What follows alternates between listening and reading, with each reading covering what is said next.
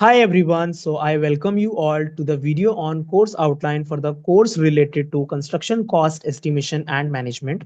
So I myself have a very good experience in estimating the cost for a several number of projects. So you can expect a lot of practical case studies and several Excel sheets associated with every certain course video. So you'll be definitely getting a very real site experience throughout the course, and you can shoot your questions, you can shoot your queries. Every particular resource, whatever I'm using in the video series, I'll be attaching with the video itself. You can find all these resources, and if you face any problem at any point of time, please feel free to reach out to me. So we'll be starting the course simply from the very beginning. When a particular contractor receives a notice inviting tender or a call for pre-qualification, we will move to estimation, we will move to quantitative and qualitative part of the estimation, and then finally we will be submitting our bid. And after we get awarded with the contract, how do we manage the cost as we anticipated in our tendering process? Everything will be seeing through the course, and definitely it will give you a practical site experience. And let us get started. So the very first section will be the introduction and course outline. So here we'll be understanding that what is estimation in general and in reference to the construction sector. Then what actually is the significance of accurate estimation? Why you should focus on submitting a very accurate estimation, why it shouldn't be too high or why it shouldn't be too low. Okay, so this will be the main objective of section 1. It will not talk much about technical details. It will just be what to say, it will be a basic introduction for you all so that you can just start with the course. The next section will talk about the construction estimation and bidding process.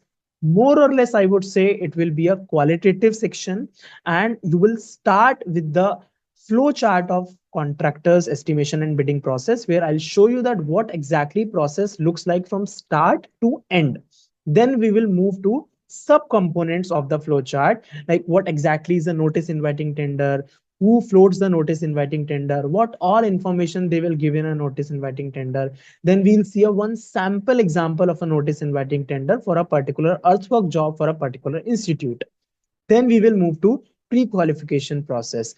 Every contractor, they have to go through pre-qualification process. This totally depends on the client. If they want it, they will ask the contractors to go through the pre-qualification, based on which they will shortlist certain main contractors. Okay, so what exactly is it? How they prepare for the pre-qualification, then what all information a client will seek from a contractor in the case of pre-qualification. This will be understanding. Then we will move to studying the tender document. What exactly one has to go through in a tender document, what all is the important and significant information, what to skip, what not to skip. Then what exactly is a tender summary? See, as a contractor, I have to prepare a tender summary for the top management to review. What is a tender summary? What is a tender at a glance? Then what all crucial decisions a contracting organization has to make at this particular stage, like whether he has to bid or he doesn't need to bid for the project, whether he has to go as a solo contractor or whether he needs to go in a joint venture. All these decisions we'll be seeing that what a contractor has to take in the course of the estimation process. Then we will be moving to what is the process of site investigation, what is the process of site visit, what all information a contractor needs to collect during the site visit, which will be crucial for the estimation process to happen. Then very important topic will be work breakdown structure. What is a WBS? How do you create a WBS? Then one very practical example of a WBS we'll see for a IT building construction project. Then we will move to BOQ. What is a BOQ? How do you prepare a BOQ? What a BOQ looks like for a project. Then we'll see a sample BOQ for earthwork activity. How do you take off the quantity? What is the significance of BOQ? What is the significance of quantity takeoff? Then we will move to schedules. What is a schedule? What types of schedule you need for a project to estimate, like baseline schedule, materials schedule, staff schedule, plant and machinery schedule, and so on. So this and all we'll be covering in section number 2. Then we will move to section 3, which is a very crucial section because it introduces you to the components of a bid price. Whatever you will submit to your client as your bid, what is constituted of that particular submission will be understood in this particular section. You'll be understanding about total cost components like indirect cost, direct cost, then your markup components, which is your risk, then contingency, then your profit margin, general overheads, and so on. So you will get a very detailed input in this particular section. It will serve as a base for next section, which is your section number 4 and section number 5 and section number 6. So section 4 is your direct cost estimation. What is direct cost estimation? Let me just tell you at this stage itself that whatever is the cost of resources like your labor, material, plant and machinery, and your subcontractor, which is associated with your direct activities like your concreting, reinforcement, form work, then your MEP activities like your HVAC systems, electrical systems, fire protection systems, sanitary systems, plumbing systems, then your external development, all of the cost that is directly linked with each activity will be coming in your direct cost estimation. So inside direct cost, we'll understand what exactly is labor component. How do you compute the cost of labor? We'll see one practical example also. Several case studies will be introduced to you. Then we will understand what exactly is labor productivity. Then we will see some standard norms of labor productivity for several items. Then we will also move to the material cost component. The same exercise we will repeat for material cost. We will see one practical example, practical case study of computing the material cost. Then we will move to plant and machinery cost, which is also called as your equipment cost. Then Excel sheet for the plant and machinery cost, practical example wherein full computation of plant cost will be shown to you. Then we will move to very important cost called as the subcontractor cost, wherein we will see what decisions we have to make, on what basis we have to make a decision whether we need to perform the package by ourselves or we need to subcontract a third party or a third part subcontractor for executing a certain set of works. Then what are the various types of subcontracting we can hire for our project, like labor subcontracting, material subcontracting, back to back subcontracting, and so on. Then we will see the Excel sheet example and a case study for the subcontracting cost also. Then we will see an example which will be helping you to assess the bids of several subcontractors in terms of scope metrics like inclusions and exclusions that your subcontractor will be making. How do you take a call which subcontractor you need to select for your project for a particular package? What cost you should put in the subcontractor cost? How do you put that? Everything will be understanding. Then one case study which will summarize the complete section, and you will understand the direct cost computation completely through that case study as a summary. Okay, so this will be the portion related to your direct cost computation. Then we will move to section number 5, which is your indirect cost estimation. See, indirect cost is the cost that is not coming or not subject to a particular activity. Like there will be some staff in your project, like you will be using certain utilities for your project like your water or your power. That these particular costs will not be just for one activity, but they will be for the overall project or for a multiple number of activities. So such cost you cannot put them directly under one work package.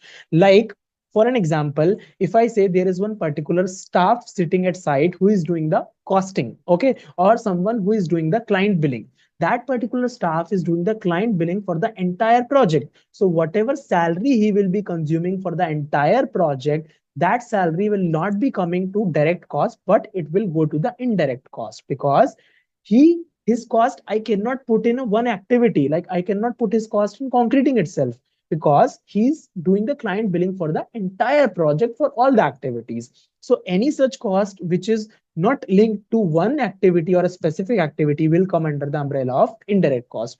So different types of indirect cost we'll study practically, like how do you compute it theoretically, and then we will see one practical example also, that how exactly that has to be computed, what all factors you need to consider. Like we'll see the staff salaries and benefits, then insurances, then financing cost which will be covering your bank guarantee cost and all, then progress photos and videos you have to take, then conveyance cost, then your travel cost, transfer cost, temporary structures that you build at site, like your workman camp or site office or storage yards at site, then utilities like your water and power you'll be using, then some welfare expenses, you'll be giving some welfare facilities to your staff like guest house or some other utilities inside the guest house like washing machines, air conditioners, and so on.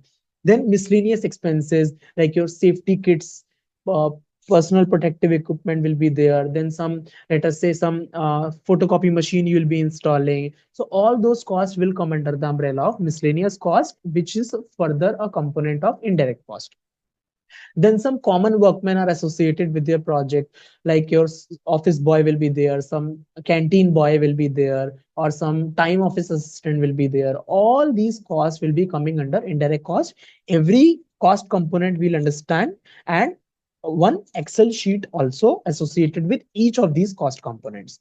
Next, we will move to section number 6, which is your additional components of estimation, also called as markup. See, direct cost and indirect cost is just the cost that is incurred at the site level, and that is definitely going to be incurred. But as a contractor, as a businessman, you will be expected to make some profit that will go into your pocket. So that will be coming under markup. It will be constituting of your profit margin. Then it will also constitute of some staff who is working at your headquarters, their salaries, then some risk and contingency, which is not anticipated, or which is some particular situations might arise during the course of your project execution, which you cannot anticipate exactly at this point of estimation time. So these all points will be covered under the additional components of estimation, which is your markup. Okay, so everything will be understanding, and one practical example we'll be taking for distribution of markup. How do you distribute the markup in all the cost components? Then how the management reviews your complete estimation that you have done in these three sections, and how do you submit the bid? So once you are done with submission of the bid, and let us say fortunately you win that particular job, then comes the next and the last section of managing the project that you have been awarded with. You have done your all preliminary activities till section 6. You have estimated your project and you have grabbed your project. Now, as a project manager, it will be the duty of him to settle the cost during execution with the cost that we estimated during the tendering stage. So how do we manage the cost during the execution phase will be understood in section number 7. So here we will understand about a very important concept called as earned value management, which is being applied in almost all the project sites in almost all the countries. That is I would say, a very basic tool that is used to assess the health of a project in terms of finance and in terms of schedule. Okay, it also helps us to predict the overall cost and overall schedule of the project, that what will be the cost that we'll end up with and till when our project will get completed. So several quantitative parameters and qualitative definitions we'll understand, and we'll see how to execute the earned value management using one practical example. Then we will move to our management for different costs. See, we introduced you to labor cost, material cost, subcontractor cost, equipment cost. But how to manage those costs, we will understand everything in this particular section. Everything will be linked to case studies. Everything will be linked to Excel sheets throughout the course video. I hope the complete course will give you a confidence level. It will give you an edge in the market. And definitely after the course, you will feel confident that you are able to become a cost estimator. After you enjoy the course, all the very best to everyone.